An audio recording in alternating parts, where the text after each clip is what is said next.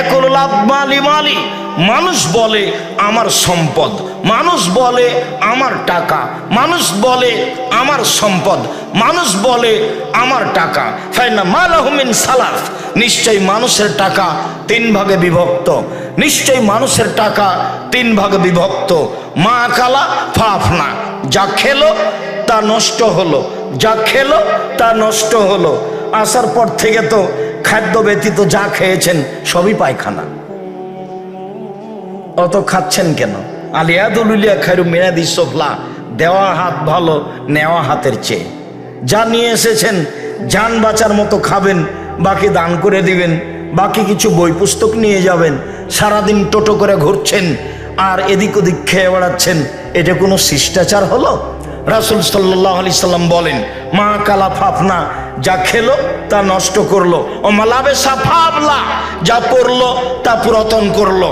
কাপড় চোপড় যা পরবেন তা পুরাতন হয়ে যাবে। ও মা আতা ফাক্তানা, যা দান করলো তা জমা হয়ে গেল, পরে পাওয়া যাবে।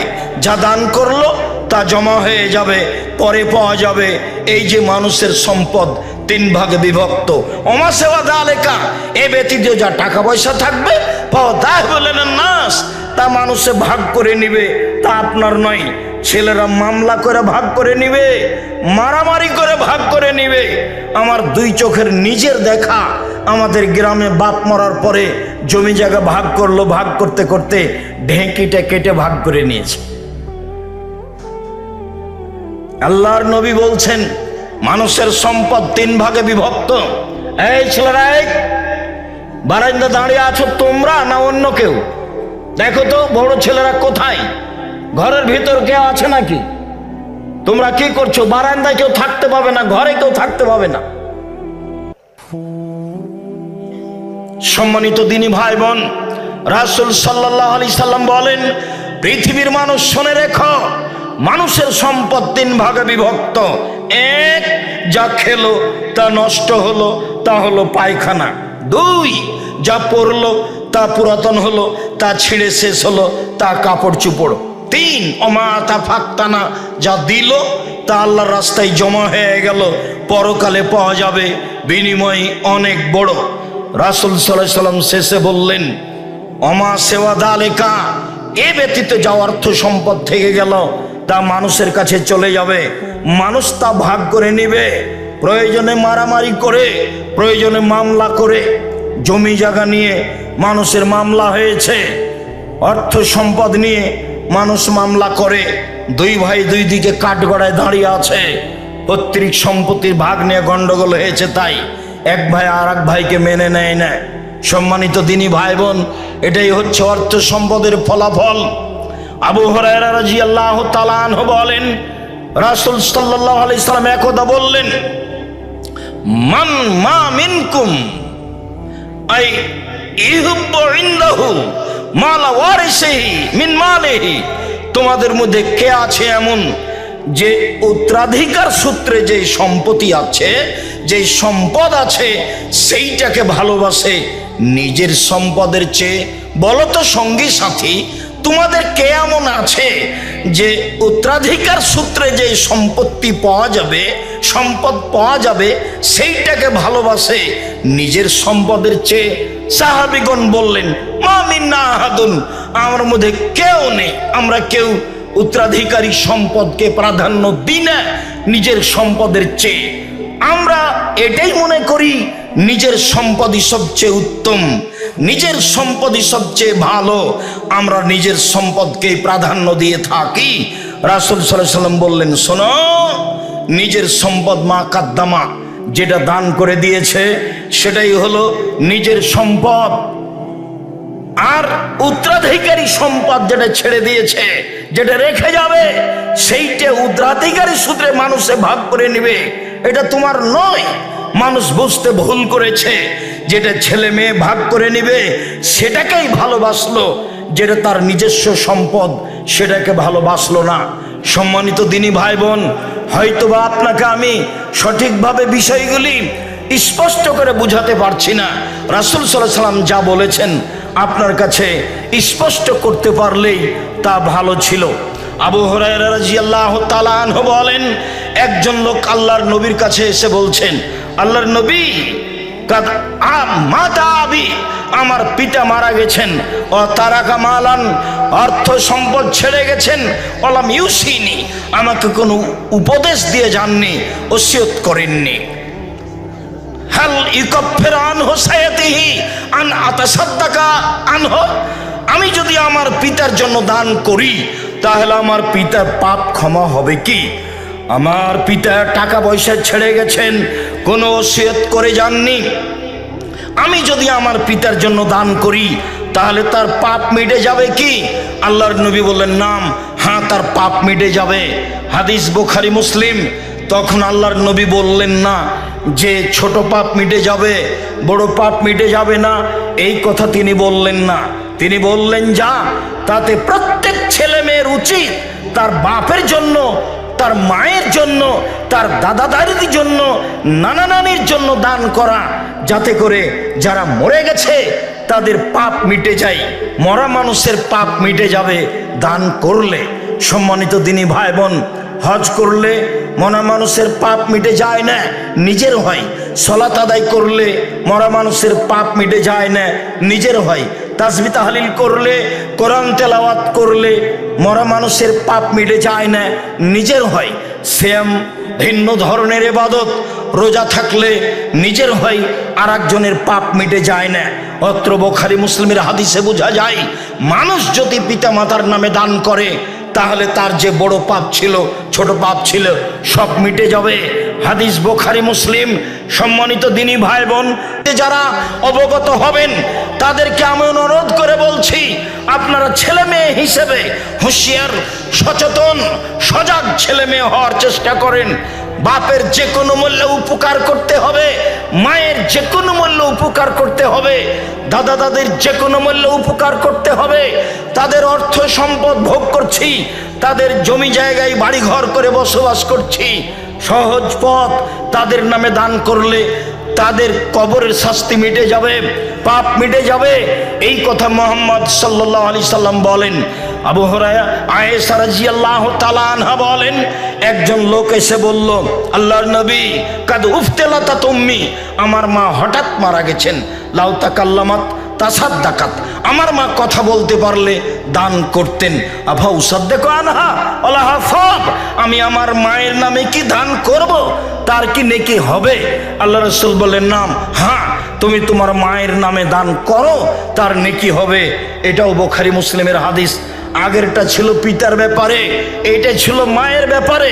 দুই হাদিসই বুখারী মুসলিমের হাদিস। সম্মানিত দিনী ভাই বোন, বিষয়গুলি আমাদের জন্য অতীব জরুরি।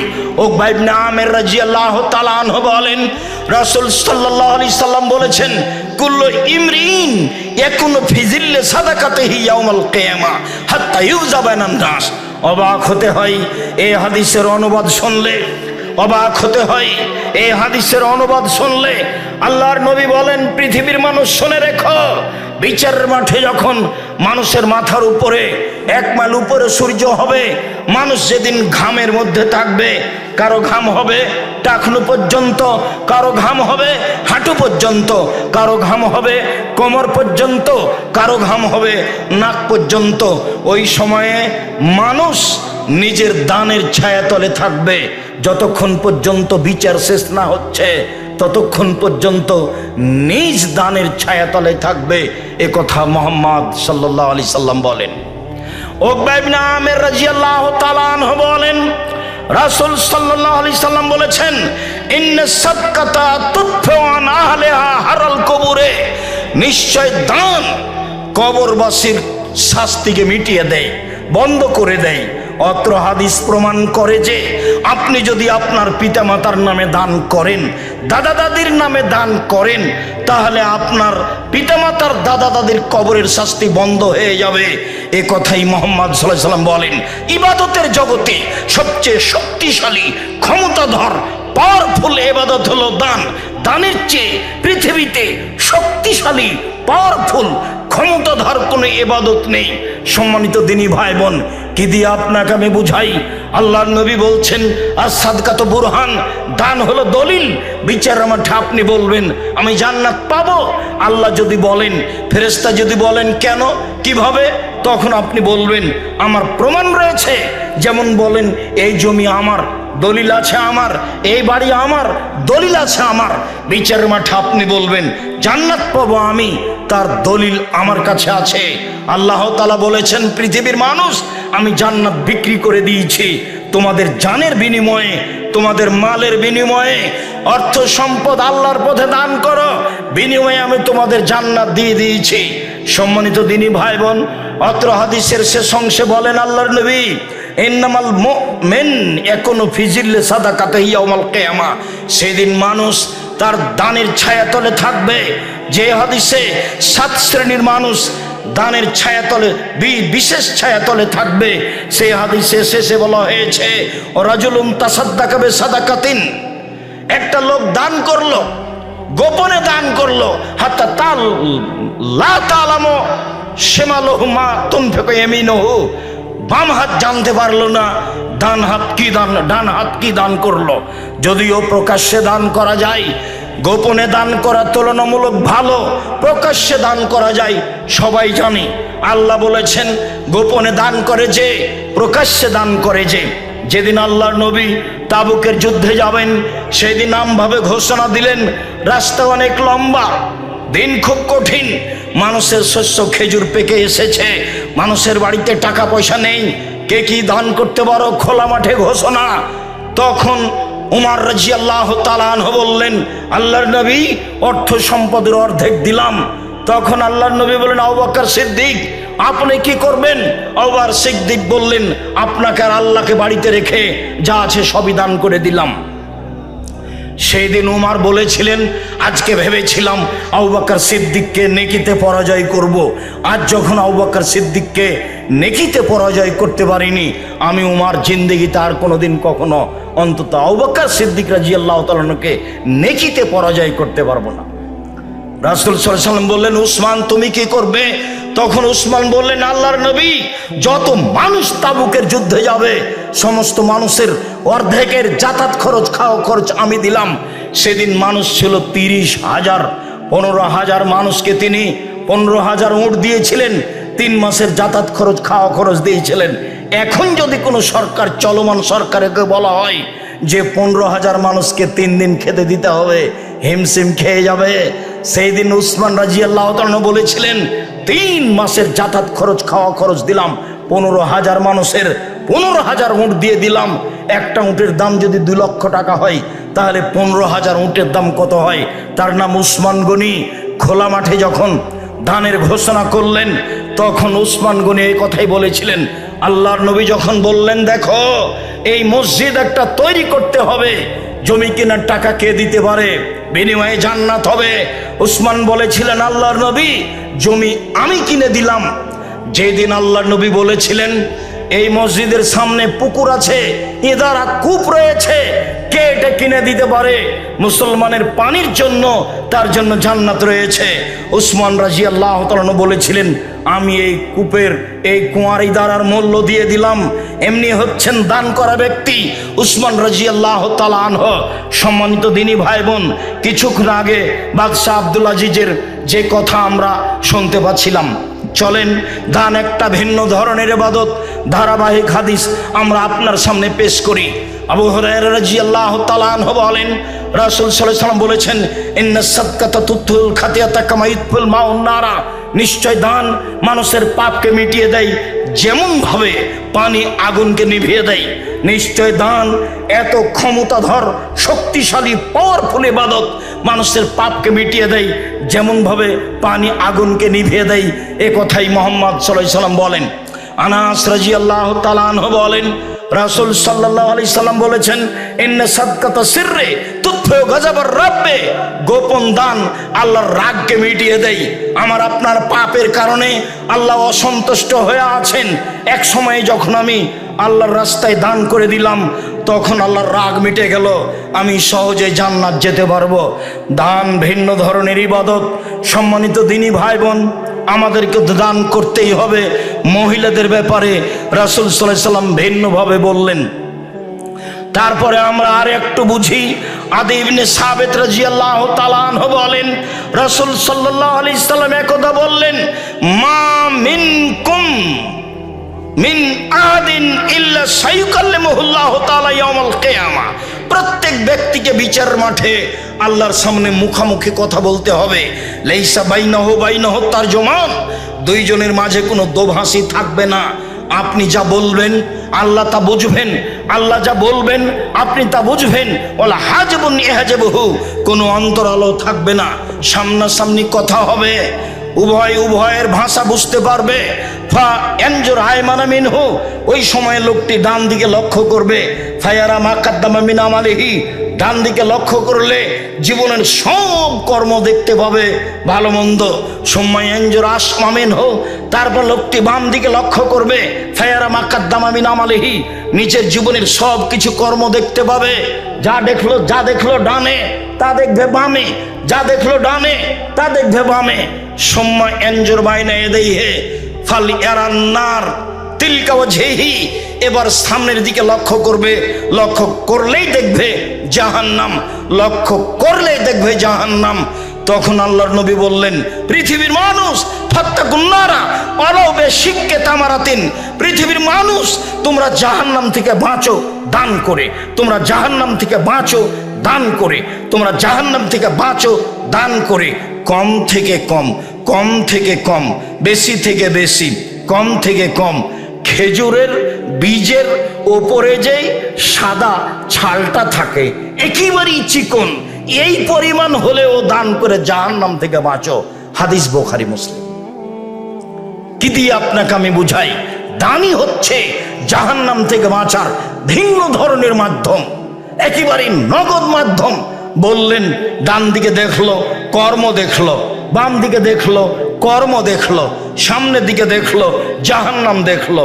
এই পর্যন্ত বলতে বলতেই আল্লাহ রাসূল বলছেন, পৃথিবীর মানুষ তোমরা জাহান্নাম থেকে বাঁচো দান করে।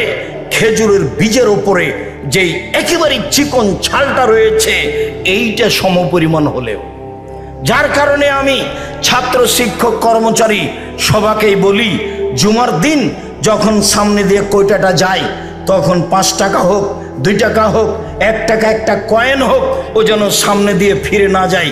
আলিয়াদুল উলিয়া খায়রুম মিন ইয়াদিস সুফলা, আল্লাহ রাসূল বলছেন দেওয়া হাত ভালো নেওয়া হাতের চেয়ে। বুখারী মুসলিম, দেওয়া হাত ভালো নেওয়া হাতের চেয়ে।